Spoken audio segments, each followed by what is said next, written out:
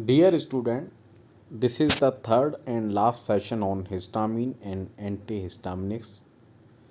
In the previous two sessions, we have discussed different type of histamine receptors, pharmacological effects of histamine, classification of antihistaminic drugs and pharmacological action of antihistaminic drugs as well as side effect of antihistaminic drugs. In this session, we will discuss therapeutic uses of antihistaminic drugs. As we have discussed in the previous session, histamine receptor of clinical significance are two H1 and H2 receptors. Antagonism of H1 receptor drugs acts like mainly anti-allergic drugs, while H2 blocker drugs are used in treatment of peptic ulcer.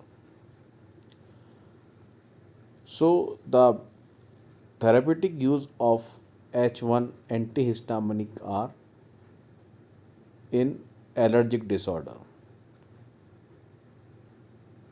while the other use of antihistaminic drug include the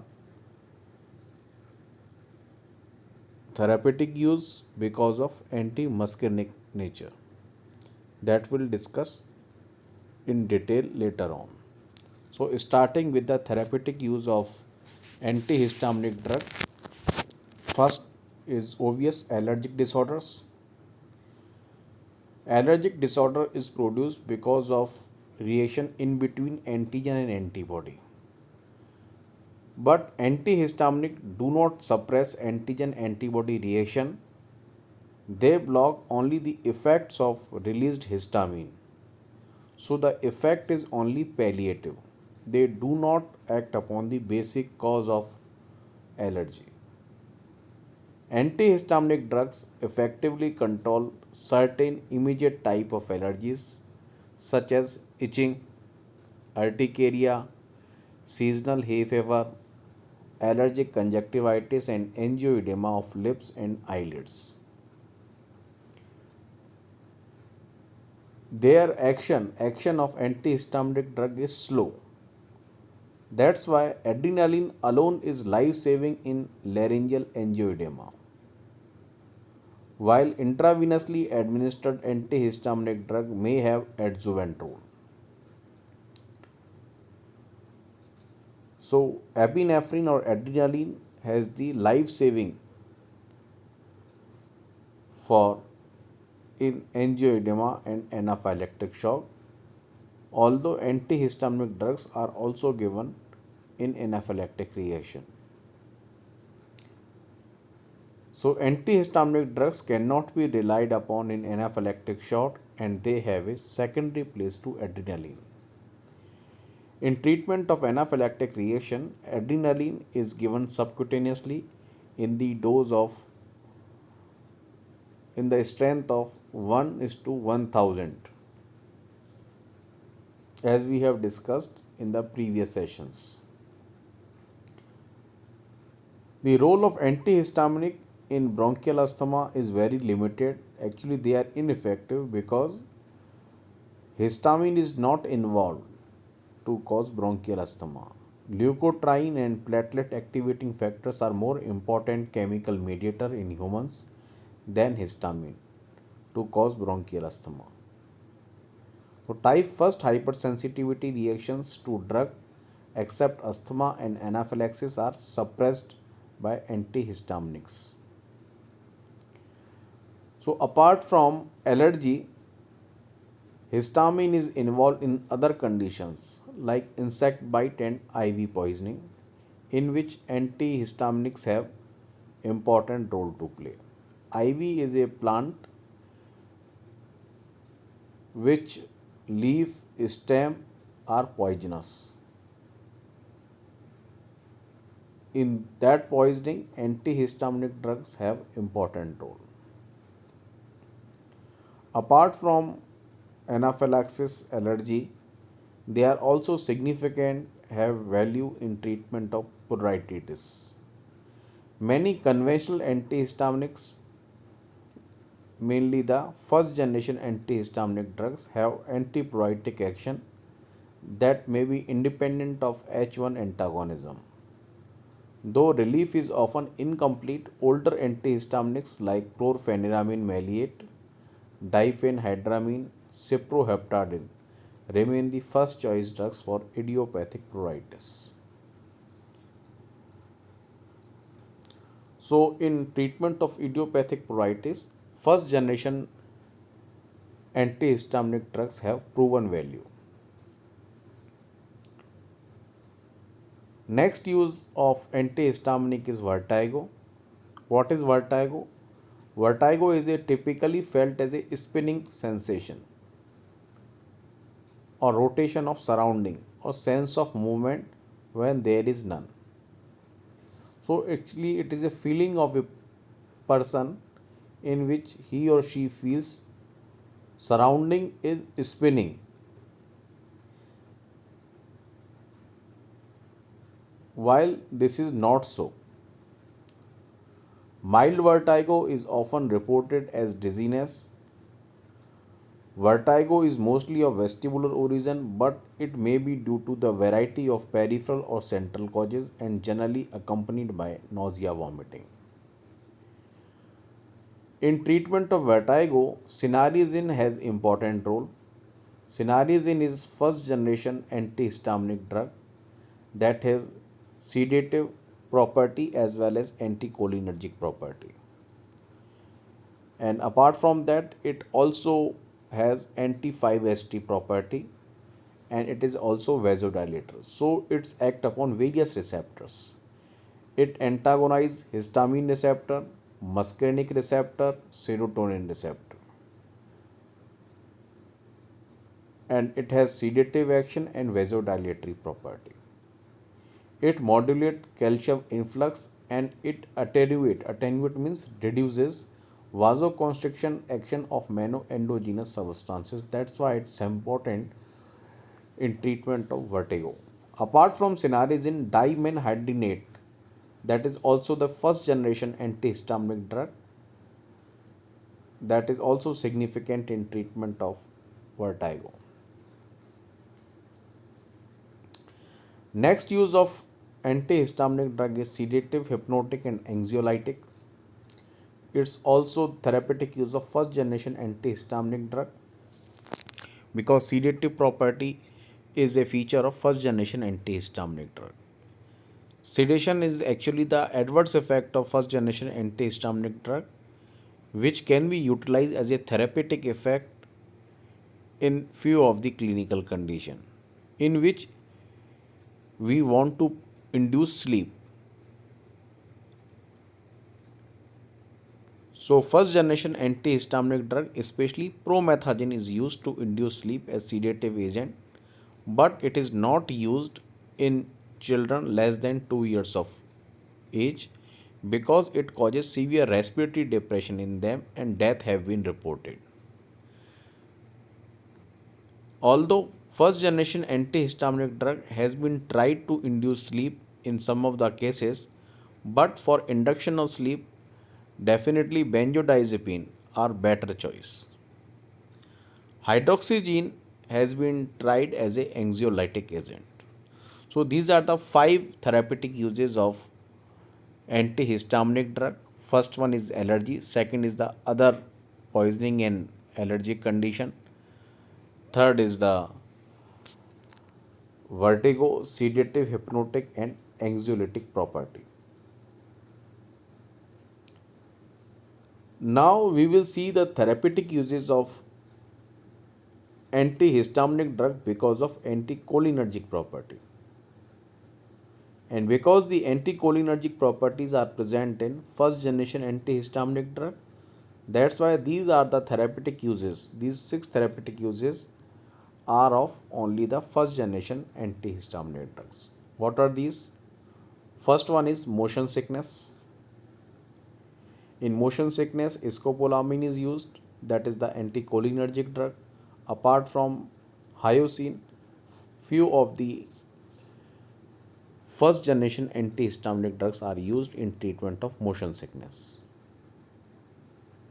Pre-anesthetic medication.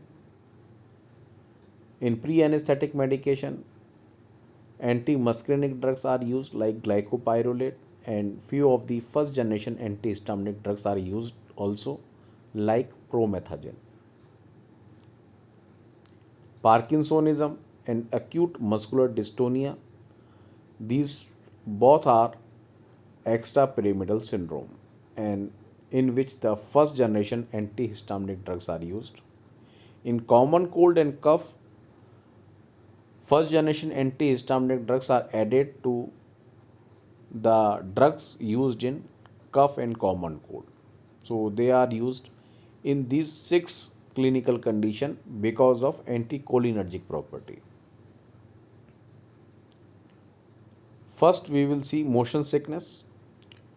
In motion sickness, the patient feels nauseating and vomiting feeling when he or she is traveling in sea or in bus in hilly region. First generation antihistaminic drugs like promethazine, diphenhydramine, dimenhydrinate and maclozine, they have prophylactic value in mild type of motion sickness. They should be taken 1 hour before starting the journey. Apart from motion sickness, promethazine is also used in morning sickness that is encountered in first trimester of pregnancy. It is also used in drug induced vomiting and postoperative vomiting, and also in radiation sickness. Cyproheptadine, it is also first generation antihistaminic drug. It is used to improve appetite in pediatric age group of patient. It is an unapproved use. This use should not be done in children, but it is used by a clinician irrationally.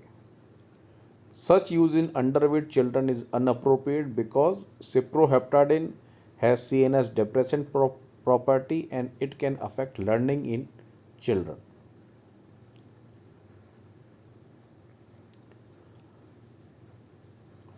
Antihistaminic drugs are also used in common cold and cough. They do not affect the course of the illness, but they afford symptomatic relief by anticholinergic property and sedative action. Because in common cold there is running nose, rhinorrhea, and because of anticholinergic action, nasal secretions are dried up, they are reduced, so they relieve in rhinorrhea. That's why they are helpful in common cold. Many H1 antihistaminics, they have been conventionally added to the antitussive or expectorant formulation. Antitussive means cough suppressant. They suppress the cough reflex. Antitussive drugs are advocated in dry cough, while expectorant, they are advocated, they are given in cough with expectoration to lyse expectoration, so that this lysed expectoration can come out through respiratory way easily. And this is given, expectorants are given for cough with expectoration. So whether the cough is dry or with expectoration, antihistaminics are combined for symptomatic relief. They afford relief in cough because of their sedative and anticholinergic action, but they lack selectivity for the cough center. They don't act upon the cough centers. They don't suppress cough center. So basically they are not important for cough suppression in dry cough. Neither they suppress cough center nor they have expectorant property.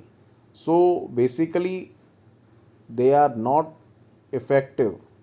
They don't have any significant value in dry cough, and they do not have any significant value in cough with expectoration. Even then, antihistaminic drugs are added to the cough remedies. They reduce secretions by anticholinergic action.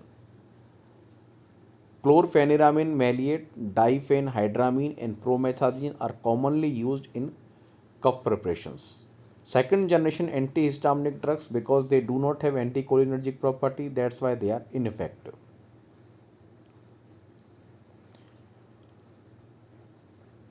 Because of anticholinergic property, antihistaminic drugs are also used in treatment of Parkinsonism, especially drug-induced Parkinsonism and acute muscular dystonia. In treatment of Parkinsonism or acute muscular dystonia, either the drugs which increase the dopamine level in basal ganglia are used, or alternatively drugs which decrease the acetylcholine activity in brain, they are used. So because these drug decreases cholinergic activity, first generation antihistaminic drugs are used. So this is the cup formulation, very popular cup formulation. Name is Cherykov cup formula. Actually, it is a fixed dose drug combination which have three drugs: dextromethorphan, chlorpheniramine maleate, and phenylpropanolamine. Dextromethorphan is antitussive agent which suppress cough center. That's why it is used in treatment of dry cough. Chlorpheniramine maleate, it is a antihistaminic drug, first generation antihistaminic drug that is added to dextromethorphan, and this cough formula is used in dry cough treatment. Second, that is also popular cough formula, namely Benadryl cough formula. This cough formula is advocated for use in cough with expectoration because it contains ammonium chloride and sodium citrate. These are mucolytic and expectorant. They lyse the expectoration and which is excreted out through secretion, respiratory secretion easily. And to ammonium chloride and sodium citrate, diphenhydramine is added. So antihistaminic drugs are used in common cold and cough. Whether the cough is dry or with expectoration, antihistaminic drugs are combined. So this finishes with the therapeutic uses of antihistaminic drugs. Now try to solve a question. A long haul truck driver comes into your asthma clinic complaining that he is sneezing constantly and has burning and watery eyes. He indicates that he seems to have a month or so of these symptoms every spring. Which of the following drug would be most appropriate to treat this patient? There are four options for this question. Option A is dimenhydrinate, B is scopolamine, C is fexofenadine, and D is cetirizine. So answer this MCQ in the comment box. So with this, it finishes the histamine antihistaminic drugs.